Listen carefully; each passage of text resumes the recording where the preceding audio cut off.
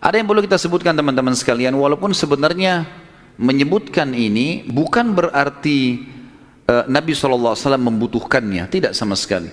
Nabi SAW jauh lebih mulia daripada tanda-tanda ini. Tapi pada saat beliau lahir, ternukillah di Mekah, di Madinah, beberapa kejadian yang memang ahli sejarah angkat. Yang pertama, kejadian yang unik pada saat Nabi SAW lahir adalah terlihatnya bintang Ahmad namanya. Apa itu bintang Ahmad? Orang-orang Yahudi yang ada di Madinah itu meyakini kalau Nabi terakhir yang mereka tunggu di Madinah keluar itu, kalau dia lahir akan kelihatan bintang yang mereka istilahkan dengan bintang Ahmad, dan mereka mengukir-ngukir bintang itu sesuai dengan keterangan dari Taurat. Seperti itulah pemahamannya pada saat itu. Allahu a'lam tentang masalah kebenaran masalah bintang ini, tapi yang jelas kebenaran bintang itu bisa dipercaya atau tidak, karena kita dalam Islam taunya bintang nggak boleh dipercaya gitu kan. Tapi ini pada saat itu dinukil oleh Hassan ibn Thabit radhiyallahu anhu, penyair Nabi SAW. Kebetulan umurnya dia beda 7 tahun dengan Nabi SAW. Beliau mengatakan setelah masuk Islam, setelah Nabi SAW hijrah ke Madinah, beliau mengatakan pada hari Nabi SAW lahir, aku kebetulan berada di salah satu benteng Yahudi, dan naiklah di malam hari kebetulan salah satu pendeta Yahudi lalu teriak dengan suara keras, wahai Yahudi, hai sekalian kaum Yahudi, sungguh telah terlihat pada malam ini bintangnya Ahmad, dan tidak terlihat kecuali pada saat ia lahir. Dan menurut Hassan ibn Thabit radhiyallahu anhu, memang umurnya beda 7 tahun dengan Nabi SAW, dan pada hari itu memang hari kelahiran baginda Nabi SAW. Yang kedua dinukil oleh para ulama tentang masalah kejadian-kejadian unik adalah Nabi SAW pada saat lagi Aminah melahirkan, maka dikatakan melahirkan tanpa ada rasa kesulitan sedikit pun, jadi sangat mudah. Bahkan sebagian athar menyebutkan Aminah tidak dibantu oleh orang. Tiba-tiba Nabi SAW keluar begitu saja. Dan yang ketiga, pada saat lahir, maka Nabi SAW dalam kondisi mengangkat kepalanya ke langit, seakan-akan orang yang sedang berdoa. Yang keempat, Nabi SAW lahir dalam kondisi sudah terkhitan. Sudah terkhitan. Yang kelima, Nabi SAW lahir juga tanpa terbebani lagi dengan sisa tali pusar, udah nggak ada. Lahir sudah terkhitan, ya, lahir sudah tidak ada tali pusarnya. Sampai poin di sini, sampai poin kelima ini, 4 poin ya, karena poin pertama tadi itu kejadian di Madinah. Jadi 4 poin ini, Aminah melahirkan dengan sangat mudah, Nabi SAW seperti berdoa ke langit, kemudian terkhitan, kemudian tali pusarnya sudah terlepas. Maka Abdul Muttalib, kakeknya, bangga sekali datang, sangat senang pada saat itu. Dia berkata, sungguh pada cucuku atau anakku ini ada perkara besar.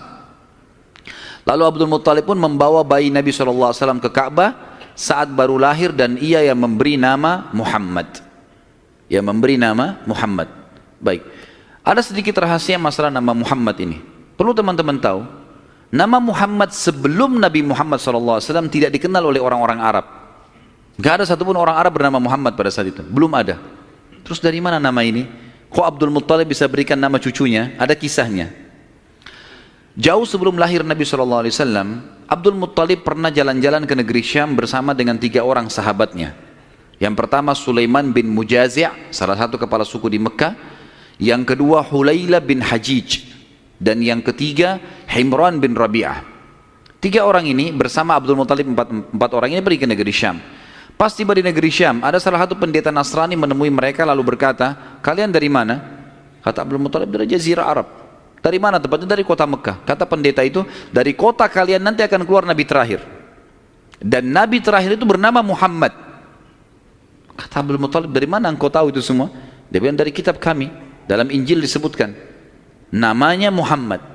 Maka keempat orang ini bertekad pada saat itu untuk memberikan nama kalau mereka dikaruniai anak setelah itu atau cucu, Muhammad. Dan dari 4 orang ini, pada saat balik ke Mekah, orang yang pertama mendapatkan cucu laki-laki adalah Abdul Muttalib. Itulah Nabi Muhammad SAW. Maka dia pun mengangkat bayi Nabi SAW lalu keliling di dekat Ka'bah lalu mengatakan, anak ini memiliki perkara yang besar, aku memberikan nama Muhammad, aku memberikan nama Muhammad. Terus dia mengucapkan kalimat itu. Kemudian selanjutnya teman-teman sekalian, yang keenam adalah goncangnya istana Kisra di Persia dan rubuhnya 14 teras istananya. Jadi ada teras-terasnya istana itu rubuh semua tanpa sebab, rusak semuanya. Pada saat melihat kejadian tersebut, Kisra sempat khawatir, lalu dia bertanya kepada para peramal-peramalnya lah, dukun-dukunnya segala. Maka mereka pun menjawab, goncangnya istana disebabkan karena hari ini lahir seseorang nabi, dan runtuhnya 14 teras ini menandakan terdapat 14 raja Persia, tinggal 14 orang saja, selebihnya sudah runtuh kerajaan ini. Maka sempat Kisra bilang, 14 raja masih lama, kalau satu raja punya 1100 tahun umurnya, berarti 1400 tahun.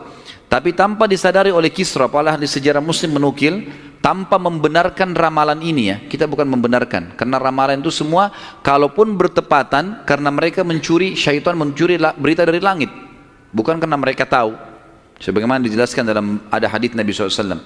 Dan ternyata setelah Kisra, yang pada saat Nabi SAW lahir itu ada, anak-anaknya berselisih pendapat, dan dalam waktu 4 tahun saja terjadi penggantian 10 orang Kisra, mati semua, saling membunuh satu sama yang lain.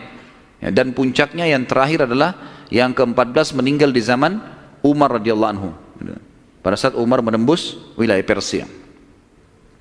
Yang ketujuh, padamnya api sesembahan kaum Majus. Jadi ada api yang disembah di beberapa titik di negeri Persia. Jadi mereka buat api besar, dan api itu selalu disembah, tiap hari mereka sembah. Pada saat Nabi SAW lahir, api itu tiba-tiba mati, dan mereka berusaha menyalakan, tidak bisa, selamanya mati. Sampai Persia pada saat itu, seluruh Persia yang menyembah api, apinya mati semua, nggak ada. Mereka mau coba nyalakan, sampai runtuhnya di zaman Umar bin Khattab, nggak ada api mereka. Nggak bisa lagi mereka nyalakan api untuk disembah ya, nggak bisa lagi mereka nyalakan. Setiap kali di wilayah Persia dinyalakan api, mati, padam. Mereka cuma pakai masak, misalnya di situ padam, nggak bisa sama sekali. Yang kedelapan, hanyutnya air sungai Sawa. Sungai Sawa ini teman-teman sama dengan sungai Gangga sekarang di India. Di kultus dianggap ini sungai apalah, keramat lah dan seterusnya, gitu kan. Maka orang-orang Persia meyakini sungai Sawa ini adalah sesuatu yang luar biasa. Kalau ada yang mati, mereka bakar, lalu mereka lempar debunya di situ, airnya diambil, dianggap suci, apalah segala macam. Subhanallah, karena sungai ini selalu ditaruh tumbal segala macam. Waktu Nabi SAW lahir, air sungai ini hilang, nggak ada airnya sama sekali, kering. Sampai sungai Sawa dilupain udah, nggak ada lagi sungai. Namanya memang sungai Sawa.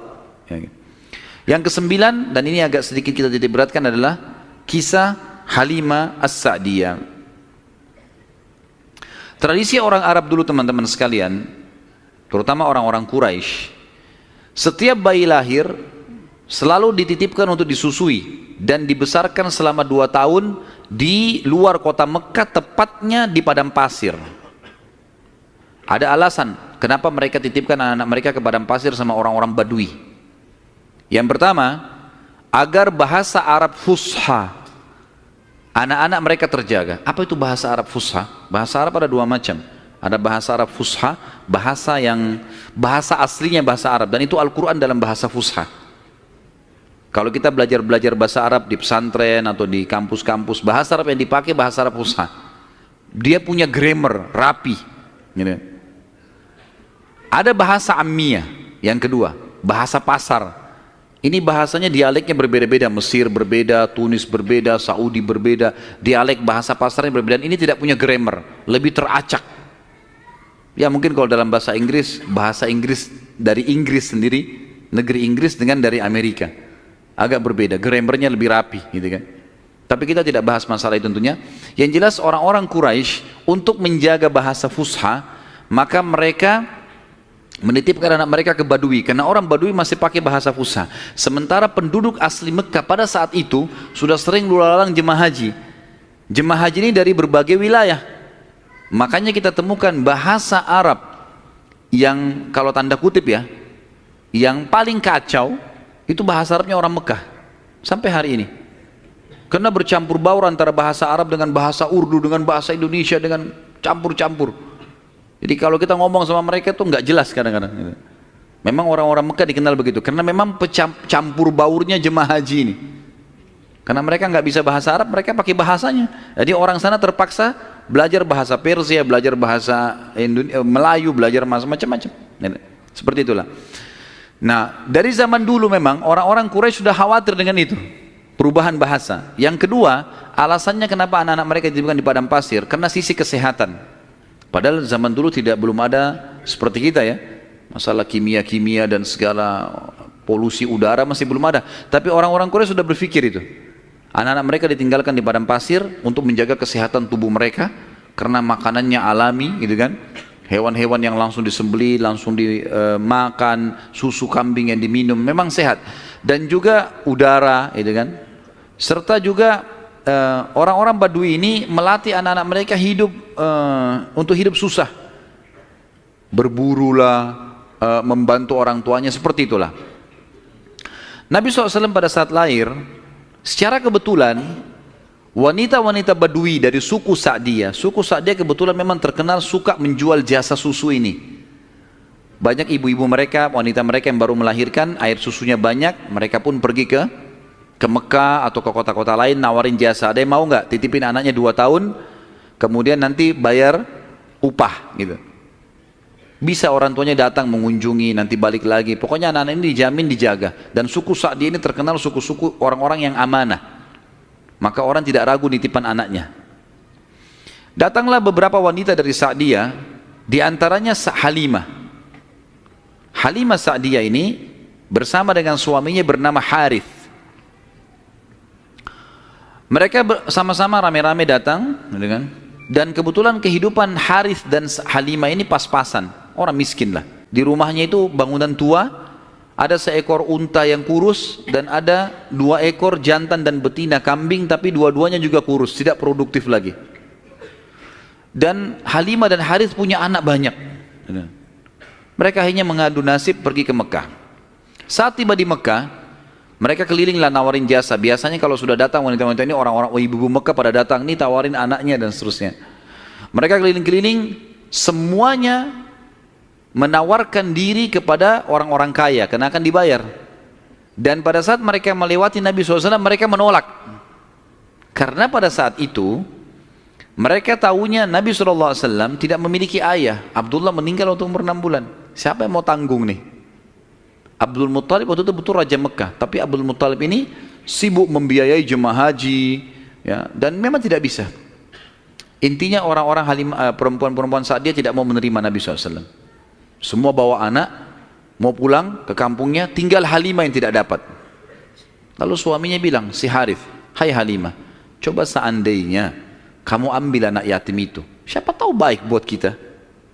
Maka Halimah pun mengatakan, baiklah, daripada kita pulang dengan tangan kosong, lebih baik kita ambil.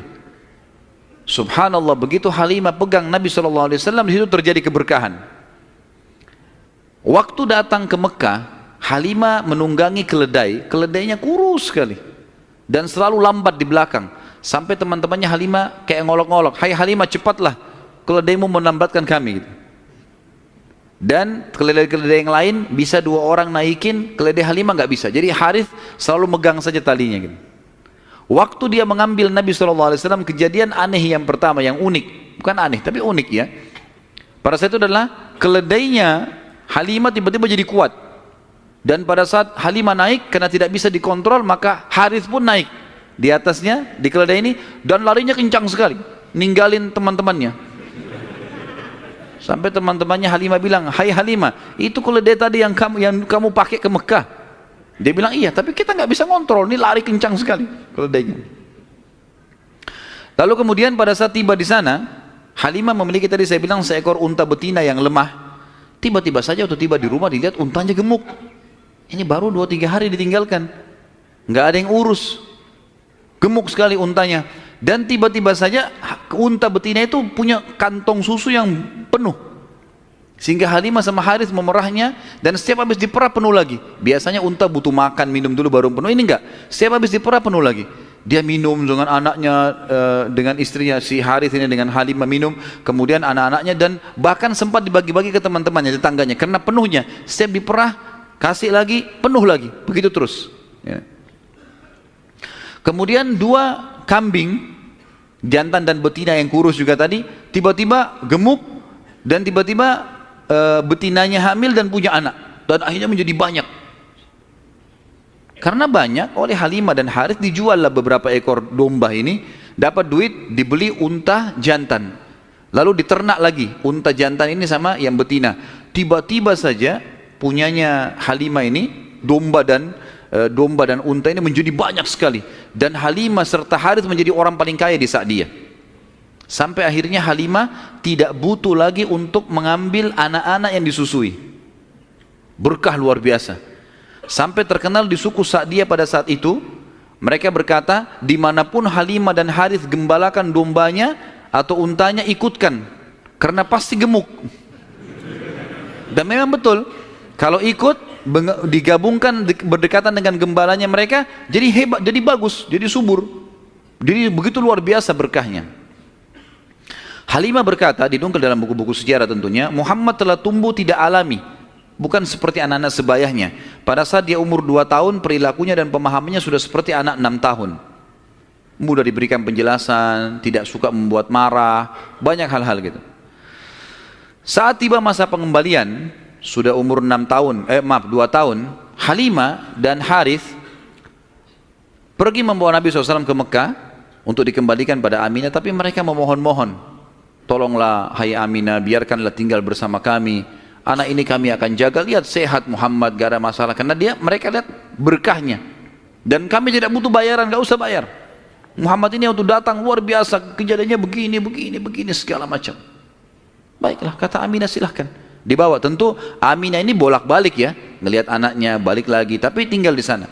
Sampai akhirnya Nabi SAW tinggal di suku Sa'diyah sampai umur 6 tahun. Sampai umur 6 tahun. Nah, di umur 6 tahun ini teman-teman ada kejadian. Waktu Halimah lagi masak, tiba-tiba saja dari kejauhan anaknya lari. Jadi ada anak Halimah laki-laki dan perempuan yang kurang lebih sebaya dengan Nabi SAW. Ada yang lainnya tentu sudah besar-besar. Nah, si laki-laki ini yang lebih tua dari Nabi SAW lari-lari mengatakan, wahai ibu, saudaraku dari Quraisy telah dikeroyokin oleh 2 orang. Lihatlah. Maka Halimah ketakutan, keluar dari rumahnya, minta anaknya mana, tunjukin tempatnya. Begitu dilihat, ternyata Nabi SAW memang tergeletak di tanah. Lalu Halimah nanya, hai Muhammad, apa yang terjadi dengan kau? Dalam riwayat Bukhari itu umpamanya disebutkan ya, bahwasanya Nabi SAW mengatakan, ya, pada saat itu telah datang kepadaku 2 orang laki-laki yang menjatuhkanku ke tanah, kemudian membelah dadahku dan mengeluarkan sesuatu yang hitam darinya. Lalu kemudian menutupnya kembali. Nabi SAW dengan polos jawabnya gitu. Maka Halimah pun membuka baju Nabi SAW dan menemukan memang ada bekas jahitan. Karena ketakutan, akhirnya Halimah bersama Harith membawa pulang Nabi SAW ke Mekah. Hai Aminah, ini anakmu, ini masih sehat ya, utuh, nggak ada apa-apa, ambillah kembali. Aminah kaget, kenapa kalian kembalikan? Dulu kalian yang ngotot mau tahan, kenapa sekarang memohon supaya diambil kembali? Kenapa? Akhirnya kena terdesak, mereka bilang, ada kejadian begini dan begitu. Lalu Aminah mengatakan, apakah kalian mengira bahwasanya anakku ini diganggu oleh syaitan? Tidak mungkin, karena pada saat aku sedang hamil, aku mimpi ada kalimat yang aku ucapkan, u'idzuhu billahil azim min kulli syarrin wa ainin hasid. Aku berlindung kepada Allah untuk bayi ini dari semua keburukan dan iri dengkinya orang lain. Tapi Halimah dan Harith sudah ketakutan, dikembalikanlah Nabi SAW di umur 6 tahun itu.